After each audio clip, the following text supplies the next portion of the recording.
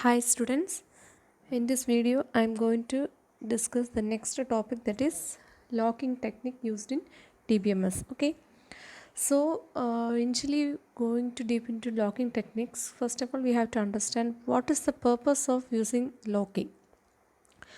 Logs are mainly used to provide integrity of the database. Okay, so transactions execute ചെയ്യുന്ന സമയത്ത് നമ്മൾ already പറഞ്ഞു all the transactions should satisfy the ACID property. ACID means atomicity, consistency, isolation and durability property. Okay, so എന്താണ് locking? അത് കണക്ക് നമ്മളിവിടെ നമ്മുടെ സിലബസിലുള്ളത് to phase locking പ്രോട്ടോക്കോളാണ്.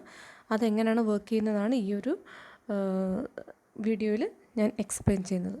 Okay, so these are the contents. First of all, we are discussing what is a binary lock, then which are the two modes of lock, that is whether shared or exclusive mode, then two-phase locking technique. Okay, so locking എന്ന് പറയുന്നത് നമ്മൾ use ചെയ്യുന്നത് ഇപ്പം more than one transaction. നമ്മൾ already കഴിഞ്ഞ വീഡിയോയിലൊക്കെ പറഞ്ഞു what is a serial transaction, what is a non serial transaction. Serial ട്രാൻസാക്ഷനകത്ത് യാതൊരുവിധ ഇൻറ്റഗ്രിറ്റി അല്ലെങ്കിൽ കൺസിസ്റ്റൻസി പ്രോബ്ലംസ് എറൈസ് ചെയ്യില്ല. ബിക്കോസ് സീരിയൽ ട്രാൻസാക്ഷൻ എന്താണ്, ഇപ്പോൾ രണ്ട് ട്രാൻസാക്ഷനാണ് ഒരു ഷെഡ്യൂൾ ഉള്ളതെങ്കിൽ if you are following a serial schedule, എന്ത് ചെയ്യും, either we will perform all the steps of the first transaction, then we will execute the second transaction, or vice versa. We will execute all the statements of second transaction and then we will execute all the statements of first transaction. Okay, അപ്പോൾ അവിടെ integrity problems arise ചെയ്യില്ല. But in the case of non serial scheduling there may be a possible to arise integrity problem. എന്ന് വെച്ചാൽ non സീരിയലിനകത്ത് നമ്മൾ എങ്ങനെയാണ് ചെയ്യുന്നത്? Non serial means we are interleaving different process, different transactions. Consider there are two transactions that we have to execute in parallel.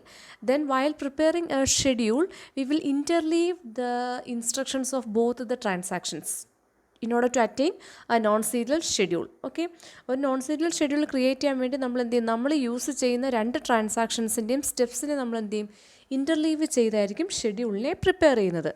Okay, in that case never all the non-serial schedule will leads to a serializable schedule. എല്ലാ non serial ഷെഡ്യൂളും എന്താവണം എന്നില്ല, serializable schedule ആവണം എന്നില്ല. But in by serializable schedule, serializable schedule means it's a schedule which will produce the same result as that of a serial schedule. ഒരു non serial ഷെഡ്യൂളിനെ execute ചെയ്യുമ്പോൾ if it produce the same result as that of a serial schedule, then we can say it is a serializable schedule. Okay, അപ്പോൾ ഈ interleave ചെയ്യുമ്പോഴത്തേക്ക് there may be A possibility four mismatch അല്ലെങ്കിൽ inconsistency എന്ന് പറഞ്ഞൊരു problem arise ചെയ്യാൻ. എന്ന് വെച്ചാൽ ഇപ്പം ട്രാൻസാക്ഷൻ T1 രണ്ട് സ്റ്റെപ്സ് എക്സിക്യൂട്ട് ചെയ്തു. ആ ടൈമിൽ എക്സ് എന്ന് പറഞ്ഞൊരു ഡേറ്റ ഐറ്റത്തിനെ ആക്സസ് ചെയ്തു. After that we have switched to transaction T2. ഇപ്പം കഴിഞ്ഞ എക്സാമ്പിളിനകത്താണെങ്കിൽ തന്നെ ഞാൻ എക്സ് എന്ന് പറഞ്ഞ വാല്യൂ റീഡ് ചെയ്തു, X is equal to 90. Okay, X is equal to X minus N, എൻ്റെ വാല്യൂ 2 എന്ന് കൺസിഡർ ചെയ്യുക. 90 മൈനസ് 2 ഇറ്റ്സ് 89. ദെൻ അതിനുശേഷം I have switched to another transaction. അവിടെയും ഒരു റീഡ് എന്ന് പറഞ്ഞൊരു ഓപ്പറേഷൻ ഉണ്ട്. At the time which value will be read, ഏത് വാല്യൂ ആയിരിക്കും റീഡ് ചെയ്യുന്നത്? 90 എന്ന് പറയുന്ന വാല്യൂ ആയിരിക്കും എക്സിന് റീഡ് ചെയ്യുന്നത്. Because in the last computation അവിടെ നമ്മൾ റൈറ്റ് ഓപ്പറേഷൻ പെർഫോം ചെയ്തിട്ടില്ല.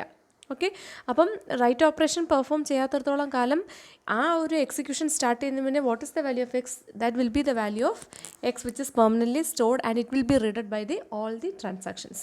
ഓക്കെ, സോ ലോക്കിംഗ് എന്ന് പറഞ്ഞു കഴിഞ്ഞാൽ before executing or before using a particular data item by a transaction, initially that transaction has to lock that particular data item. ഒരു ട്രാൻസാക്ഷനെ ഒരു data ഐറ്റത്തിനെ ഒരു ട്രാൻസാക്ഷൻ റീഡ് ചെയ്യുന്നതിന്, read or write whatever the operation may be, എന്ത് operation ചെയ്യണമെങ്കിലും initially that particular transaction has to lock that data item. ഒരു ട്രാൻസാക്ഷനെ ഒരു ഡേറ്റ ഐറ്റത്തിനെ ഒരു ട്രാൻസാക്ഷൻ ലോക്ക് ചെയ്ത് കഴിഞ്ഞാൽ ഇനി അത് അൺലോക്ക് ചെയ്താൽ മാത്രമേ മറ്റൊരു ട്രാൻസാക്ഷന് എന്ത് ചെയ്യാൻ പറ്റുള്ളൂ, ആ ഒരു ഡേറ്റ ഐറ്റത്തിനെ ലോക്ക് ചെയ്യാൻ പറ്റുള്ളൂ. അതിന് ഡിഫറെൻറ്റ് ടൈപ്സ് ഓഫ് ലോക്കിൽ പല തരത്തിലാണ് പറയുന്നത്, ഞാൻ എക്സ്പ്ലെയിൻ ചെയ്യാം. Okay, so first of all we are going to study what is a binary lock.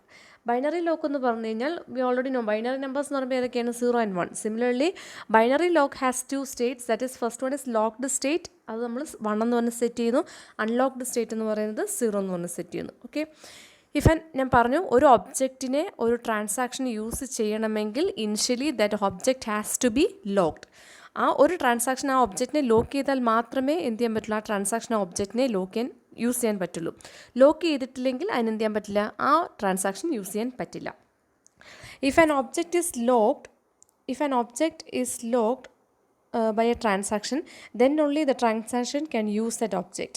If an object is unlocked, any transaction can lock object for its use. ഒരു ഒബ്ജക്റ്റിനെ ഒരു transaction lock ചെയ്തിരിക്കുകയാണെങ്കിൽ ആ ട്രാൻസാക്ഷന് മാത്രമേ ആ ഒബ്ജക്റ്റിന് use ചെയ്യാൻ പറ്റുള്ളൂ. ഒരു ഒബ്ജക്റ്റ് എന്ന് പറഞ്ഞു കഴിഞ്ഞാൽ അൺലോക്ക് ആയിട്ട് ഇരിക്കുകയാണെങ്കിൽ ഏതൊരു ട്രാൻസാക്ഷൻ വേണമെങ്കിലും ആ ഒബ്ജക്റ്റിനെ എന്ത് ചെയ്യാൻ പറ്റും, ലോക്ക് ചെയ്തിട്ട് യൂസ് ചെയ്യാൻ പറ്റും. ഇതാണ് ബൈനറി ലോക്ക് എന്ന് പറയുന്നത്. Okay, so binary lock means here there are 2 states, that is locking state and unlocking state. Locking state is represented by 1 and unlocking state is represented by 0. If a particular object is locked by a particular transaction, then that object can be used by that transaction. If an object is unlocked, then any transaction can use that particular object by locking that particular object. Okay, so that is binary lock. Next is the 2 modes of lock. നമുക്കൊരു ഒബ്ജക്റ്റിനെ lock ചെയ്യുക, അല്ലെങ്കിൽ ഒരു data ഐറ്റത്തിന് ഇപ്പോൾ X എന്ന് ഇപ്പം നമ്മൾ പല ഷെഡ്യൂൾസ് അല്ലെങ്കിൽ പല ട്രാൻസാക്ഷൻസിന് ഇൻസ്ട്രക്ഷൻസ് കണ്ടു. ഇപ്പം ഞാൻ ആദ്യം കൊടുക്കുന്നത് റീഡ് എക്സ്. ഇപ്പം റീഡ് T1 ഞാൻ എഴുതുന്നത് read X means what means the transaction T1 is reading the data item X. So before reading that particular data item, initially the transaction T1 has to lock that particular item. ആ transaction ആ X എന്ന് പറഞ്ഞ data ഐറ്റത്തിനെ lock ചെയ്താൽ മാത്രമേ എന്ത് ചെയ്യാൻ പറ്റുള്ളൂ, ട്രാൻസാക്ഷന് എന്ത് ചെയ്യാൻ പറ്റുള്ളൂ, റീഡ് ചെയ്യാൻ പറ്റുള്ളൂ. Okay, so there are 2 different modes of locking. 2 മോഡിൽ നമുക്ക് ലോക്ക് ചെയ്യാൻ. Either we can lock in a shared mode or we can lock in a exclusive mode. If a particular transaction has to only read the particular item, ഒരു transaction ഒരു data ഐറ്റത്തിനെ read മാത്രം perform ചെയ്താൽ മതിയെങ്കിൽ then we will lock that item in shared mode. Okay, if a transaction has to both read and write a particular data item, then that particular data item has to be locked in exclusive mode. Okay, these are the 2 different modes of locking. First one is the shared lock and second one is the exclusive lock. Shared lock എന്ന് പറഞ്ഞു കഴിഞ്ഞാൽ ഇപ്പോൾ ഒരു ട്രാൻസാക്ഷന് ഒരു data ഐറ്റത്തിന് just read മാത്രം perform ചെയ്താൽ മതിയെങ്കിൽ we will lock that data item in the shared mode and it is represented as S of ഇപ്പോൾ എ എന്ന് പറയുന്ന ഡേറ്റ ഐറ്റത്തിനെയാണ് എനിക്ക് ഷെയർഡ് മോഡിൽ ലോക്ക് ചെയ്യണമെങ്കിൽ ഞാൻ എസ് ഓഫ് എ എന്ന് കൊടുക്കും. Okay, if a particular transaction wants to both read and write a particular data item A, then that data item has to be locked in exclusive mode, that is X of A എന്ന് കൊടുക്കും. Shared ആണെങ്കിൽ S of A, exclusive ആണെങ്കിൽ X of A. Okay, now just a definition ഒന്ന് പോകാം. An exclusive lock exists when access is reserved specifically for the transaction that locked that object. ഇനി മറ്റൊരു പ്രത്യേകതയും കൂടെ ഉണ്ട്. ഇപ്പം ഞാനൊരു ഡേറ്റ ഐറ്റത്തിനെ ഷെയർഡ് മോഡിലാണ് ലോക്ക് ചെയ്തേക്കുന്നത്. ഷെയർഡ് മോഡിൽ ലോക്ക് ചെയ്യാന്ന് പറഞ്ഞു കഴിഞ്ഞാൽ that data item can only B red.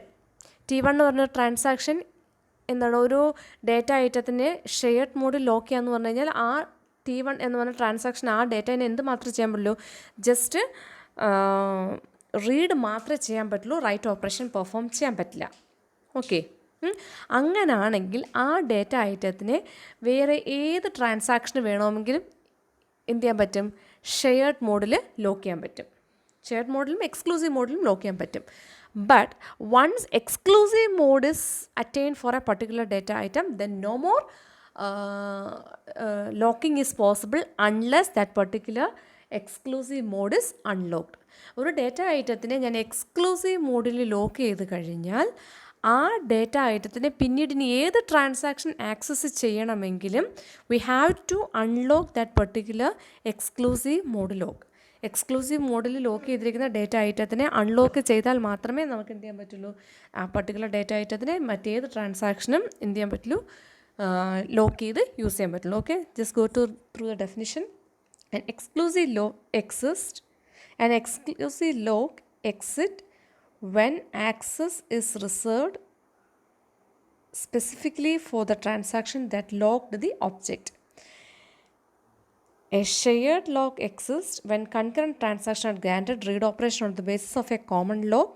A shared lock proceeds no conflict as long as all the concurrent transactions are read only. A shared lock is issued when a transaction wants to read data item from the database and no exclusive lock is held on that particular data item. എത്ര ട്രാൻസാക്ഷൻസിന് വേണമെങ്കിലും എന്ത് ചെയ്യാൻ പറ്റും, ഒരു data ഐറ്റത്തിനെ shared മോഡിൽ lock ചെയ്യാൻ പറ്റും. ഓക്കെ, എത്ര ട്രാൻസാക്ഷൻസിന് വേണമെങ്കിലും, ബിക്കോസ് അവരെല്ലാം എന്ത് മാത്രമേ ചെയ്യുക, they all that transaction are just reading the data item. ആ ഇരിക്കുന്ന ഡേറ്റ ഐറ്റത്തിന് ജസ്റ്റ് റീഡ് മാത്രമേ ചെയ്യുന്നുള്ളൂ, അതിനകത്ത് യാതൊരു ചേഞ്ചസും വരുന്നില്ല. ഇനിയിപ്പോൾ ഏതെങ്കിലും ഒരു ട്രാൻസാക്ഷൻ, ഇപ്പോൾ ഒരു മൊത്തം 11 ട്രാൻസാക്ഷൻസ് ഉണ്ട്, അതിനകത്ത് all the first 10 transactions has locked this particular മൊത്തം 10 ഉണ്ടെന്ന് കൺസിഡർ ചെയ്യുക. All the first 8 transactions has locked a data item X in the shared mode. ആദ്യത്തെ 8 ട്രാൻസാക്ഷൻസും എക്സ് എന്ന് പറഞ്ഞൊരു ഡേറ്റ ഐറ്റത്തിനെ ഷെയർഡ് മോഡിൽ ലോക്ക് ചെയ്ത്, അവരെല്ലാവരും ഷെയർഡ് മോഡിൽ ലോക്ക് ചെയ്ത് എന്തിനാണ്, all these transactions may just want to read that particular data item. Now consider the transaction 9 want to lock that particular data item in an exclusive mode. എന്ത് ചെയ്യാൻ പറ്റും, it can be granted, അത് grant ചെയ്യാൻ പറ്റും. But now the 10th transaction again want to share it an exclusive mode. അതൊരിക്കലും എന്ത് ചെയ്യില്ല, grant ചെയ്യില്ല, unless the exclusive mode lock is unlocked. എക്സ്ക്ലൂസീവ് മോഡിൽ നമ്മൾ ലോക്ക് ചെയ്തേക്കുന്ന അൺലോക്ക് ചെയ്യാതെ ഒരിക്കലും നെക്സ്റ്റ് ഒരു ലോക്കിംഗ് ആ ഡേറ്റ ഐറ്റത്തിൽ പോസിബിൾ ആവില്ല. അതാണ് ഷെയർഡും എക്സ്ക്ലൂസീവും തമ്മിലുള്ള main difference. Okay, so A particular data item can be shared, can attain shared lock for any number of transactions. There's no restrictions unless an exclusive mode is attained for that particular data item.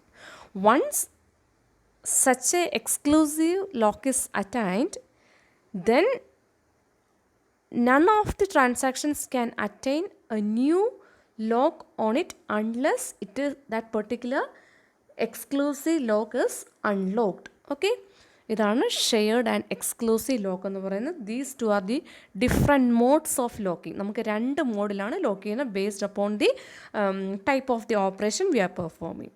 If a transaction want to just read item, then we will lock that particular data item in the shared mode. If a transaction wants to both perform read and write on a particular data item, then it will be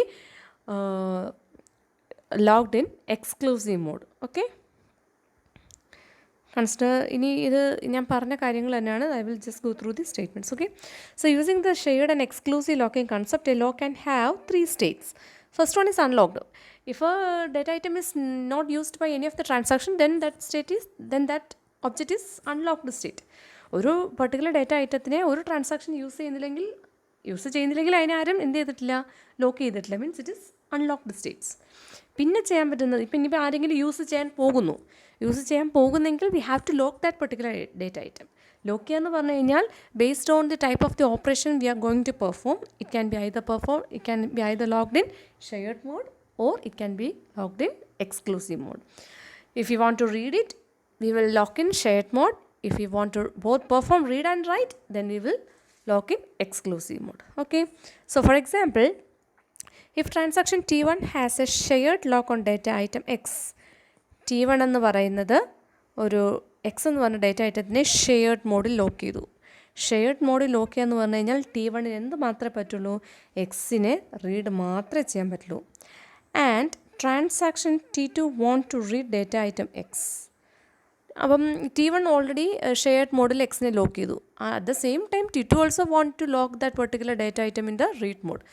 no problem, it will be granted. എന്ത് ചെയ്യാൻ പറ്റും, ഒരാളെ നമ്മൾ shared മോഡിൽ lock ചെയ്ത് കഴിഞ്ഞാൽ എത്ര transaction വന്നാലും അതിനെ എന്ത് ചെയ്യാൻ പറ്റും, ഷെയർഡ് മോഡിൽ വീണ്ടും ലോക്ക് ചെയ്യാൻ പറ്റും. Because they all of them are just reading it.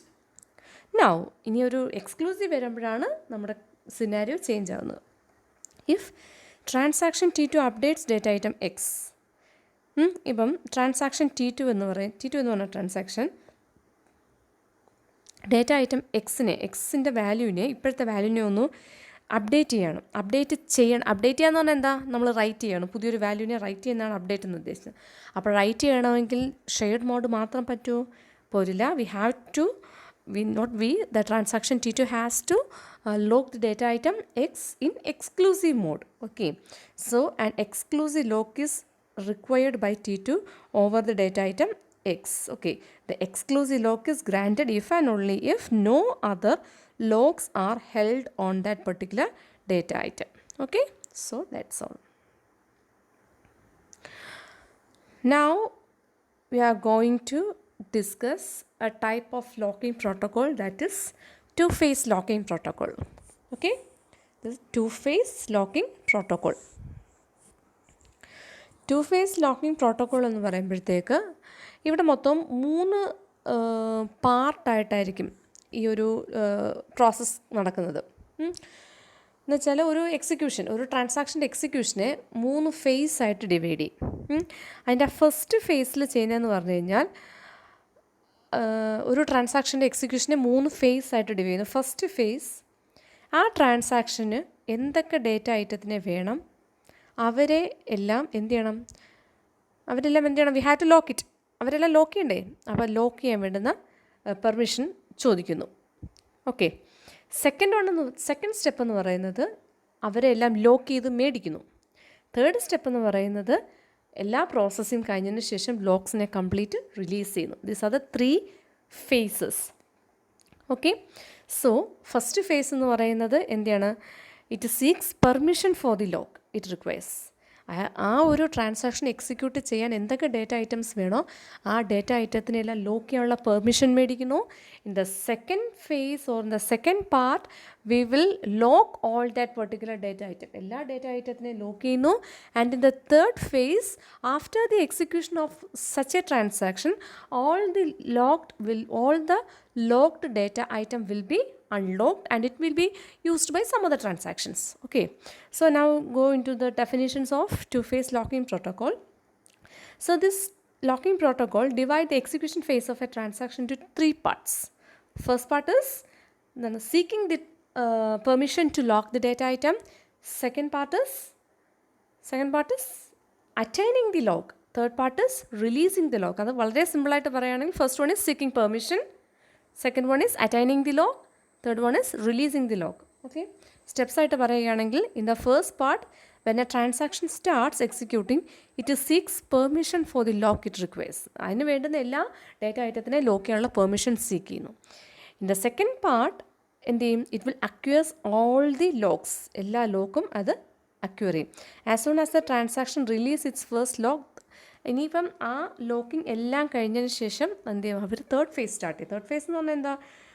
Third phase means എല്ലാം സെക്കൻഡ് ഫേസിലാണ് ഇതെല്ലാം വേണ്ടുന്ന എല്ലാ ഡേറ്റ ഐറ്റത്തിനും ലോക്ക് ചെയ്ത് വെക്കുന്നത്.